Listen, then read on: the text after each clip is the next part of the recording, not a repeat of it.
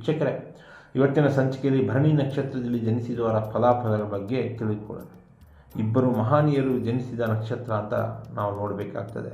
ಒಂದು ಧರ್ಮರಾಯ ಹಾಗೂ ದುರ್ಯೋಧನರು ಜನಿಸಿದ ನಕ್ಷತ್ರವಿದು ಅಂತ ನಾವು ಪುರಾಣಗಳಲ್ಲಿ ಕೇಳಿರ್ತೀವಿ. ಈ ನಕ್ಷತ್ರದಲ್ಲಿ ಜನಿಸಿದವರು ಸತ್ಯವಂತರು, ಚತುರರು, ಐಷಾರಾಮಿ ಜೀವನವುಳ್ಳವರು, ಸುಖಭೋಗಿಗಳು, ಈ ಜೂಜು ಮೋಜು ಮಸ್ತಿ ಮಾಡುವಂತಹ ಮನಸ್ಥಿತಿ ಇರುವಂಥ ಜನ.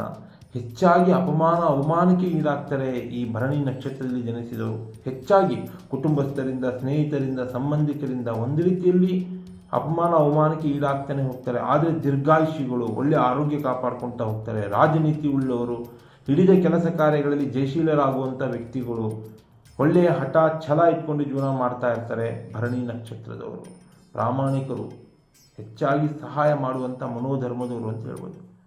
ಈ ನಕ್ಷತ್ರದವರಿಗೆ ವ್ಯಾಪಾರಗಳಲ್ಲಿ ಲಾಭ. ಯಾವ ವ್ಯಾಪಾರ ಮಾಡಿದ್ರೆ? ಸಕ್ಕರೆ ವ್ಯಾಪಾರ, ಬೇಳೆಗಳ ವ್ಯಾಪಾರ, ಬೆಲ್ಲದ ವ್ಯಾಪಾರ, ಪೆಟ್ರೋಲಿಯಂ ವ್ಯಾಪಾರ, ಪಾಲುಗಾರಿಕೆ ಮಾಡೋದು, ಪಾರ್ಟ್ನರ್ಶಿಪ್ ಕೆಲಸ, ಲೇವಾದೇವಿ ವ್ಯವಹಾರ, ಅಲಂಕಾರ ವಸ್ತುಗಳು, ಸೌಂದರ್ಯವರ್ಧಕ ವಸ್ತುಗಳು ಅಂತ ಹೇಳ್ತೀವಿ.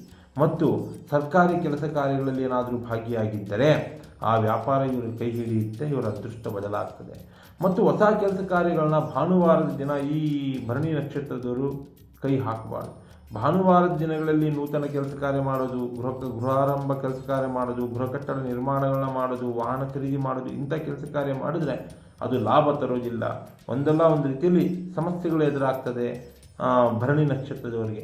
ಇನ್ನು ಕಂಟಕ ತರುವಂಥ ವರ್ಷಗಳು ನೋಡಿ, ಬೆಳೀತಾ 11ನೇ ವರ್ಷದಲ್ಲಿ ಕಂಟಕ ಬರುವುದು, 20ನೇ ವರ್ಷದಲ್ಲಿ ಬರುವುದು, 27 ಹಾಗೂ 37ನೇ ವರ್ಷದಲ್ಲಿ ಆರೋಗ್ಯದ ಸಮಸ್ಯೆಗಳು ಕಾಡಾಟ ಆಗುವಂಥದ್ದು. ಭರಣಿ ನಕ್ಷತ್ರದವರಿಗೆ ಎಚ್ಚರಿಕೆಯಿಂದಿರಬೇಕು. ಭರಣಿ ನಕ್ಷತ್ರದವರಿಗೆ ವಿವಾಹ ಯೋಗದಲ್ಲಿ ಹೊಂದಾಣಿಕೆ ಯಾವುದು? ಅಶ್ವಿನಿ, ರೋಹಿಣಿ, ಮೃಗಶಿರ, ಪುನರುಸು, ಪುಷ್ಯ ಹಾಗೂ ಮೂಲಾ ನಕ್ಷತ್ರದ ವಧುವರರು ಅನ್ವೇಷಣೆ ಅಂದರೆ ವಿವಾಹ ಯೋಗಕ್ಕೆ ಒಳ್ಳೆ ಸೂಕ್ತ ಇರ್ತದೆ ಭರಣಿ ನಕ್ಷತ್ರದವರಿಗೆ.